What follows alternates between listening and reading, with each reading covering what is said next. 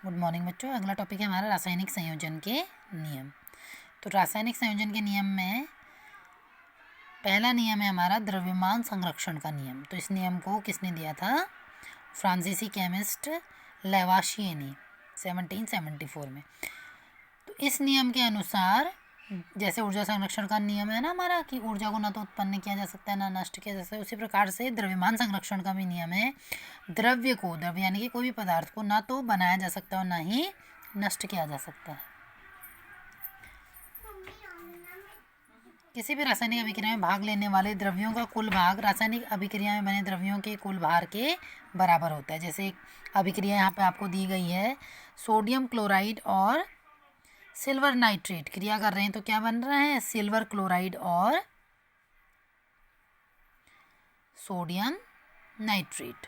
यहाँ जो NaCl है और AgNO3 का कुल द्रव्यमान AgCl यानी कि जो हमारे अभिकारक हैं NaCl और AgNO3, इनका कुल द्रव्यमान जो हमारे उत्पाद हैं AgCl और NaNO3, इनके द्रव्यमान के बराबर होना चाहिए। तो यह हमारा पहला नियम द्रव्यमान संरक्षण का नियम। फिर दूसरा नियम है हमारा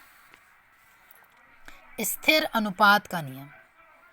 इस नियम को फ्रांसीसी रसायनज्ञ जोसेफ प्राउस्ट ने दिया था। इस नियम के अनुसार किसी यौगिक में तत्वों के द्रव्यमानों का अनुपात सदैव समान होता है। तो इस नियम को भी किसने दिया था? फ्रेंच केमिस्ट, ये भी जो थे एक फ्रेंच केमिस्ट थे, जोसेफ प्राउस्ट ने। किसी यौगिक में तत्वों के द्रव्यमानों का अनुपात सदैव समान होता है।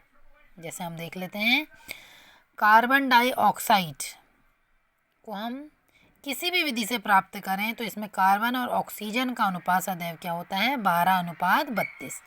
12 हमें पता है कार्बन का क्या है? परमाणु भार है, और ऑक्सीजन के एक परमाणु का जो परमाणु भार है वो कितना होता है? 16 होता है। तो 2 का कितना हो जाएगा? 32 हो जाएगा। ठीक है। फिर है अगला गुणित अनुपात का नियम।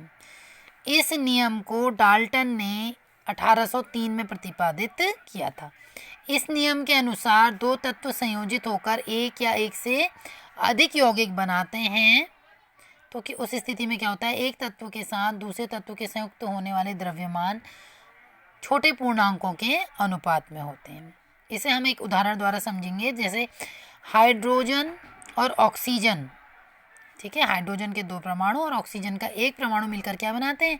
हाइड्रोजन जल बनाते हैं ना। हाइड्रोजन का 1 परमाणु और हाइड्रोजन के 2 परमाणु और ऑक्सीजन का 1 परमाणु मिलकर। इसी प्रकार से हाइड्रोजन के 2 परमाणु और ऑक्सीजन के 2 परमाणु मिलकर क्या बनाते हैं? हाइड्रोजन परऑक्साइड बनाते हैं। तो इसमें हम देख रहे हैं यहाँ हाइड्रोजन का कितना है? 2 ग्राम है, और इसका द्रव्यमान कितना है? 16 ग्राम है। ठीक है। तो ये मिलके कितना हो गया? 18 ग्राम हो गया जल का। अब यहाँ देखते हैं हम, H2 है तो एक हाइड्रोजन का 1 होता है, तो 2 का कितना हो जाएगा? 2 हो जाएगा। अब एक ऑक्सीजन का 16 होता है, 2 का कितना हो गया? 32 हो गया। तो ये कितना हो जाएगा? हाइड्रोजन परऑक्साइड का 34। अब नियम क्या कह रहा है कि दो तत्व संयोजित होकर, हाइड्रोजन और ऑक्सीजन ही संयोजित हो रहे हैं, एक से अधिक यौगिक बना रहे हैं, एक जल भी बना रहे हैं और हाइड्रोजन परऑक्साइड भी बना रहे हैं। तो एक ही तत्व के दूसरे तत्व से संयुक्त होने वाले द्रव्यमान, तो यहाँ इनके द्रव्यमान तो आप देख रहे हो बराबर हैं, 2 ग्राम 2 ग्राम। अब इनके जो ऑक्सीजन है इनके द्रव्यमानों में क्या है? 16:32, यहाँ 1:2 का अनुपात है। ठीक है। इसी प्रकार से हम देखते हैं कि कार्बन और ऑक्सीजन संयुक्त होकर कार्बन मोनोऑक्साइड बनाते हैं CO, और कार्बन और ऑक्सीजन संयुक्त होकर कार्बन डाइऑक्साइड भी बनाते हैं CO2। तो उस एग्जाम्पल को भी आप लिख सकते हैं इसमें।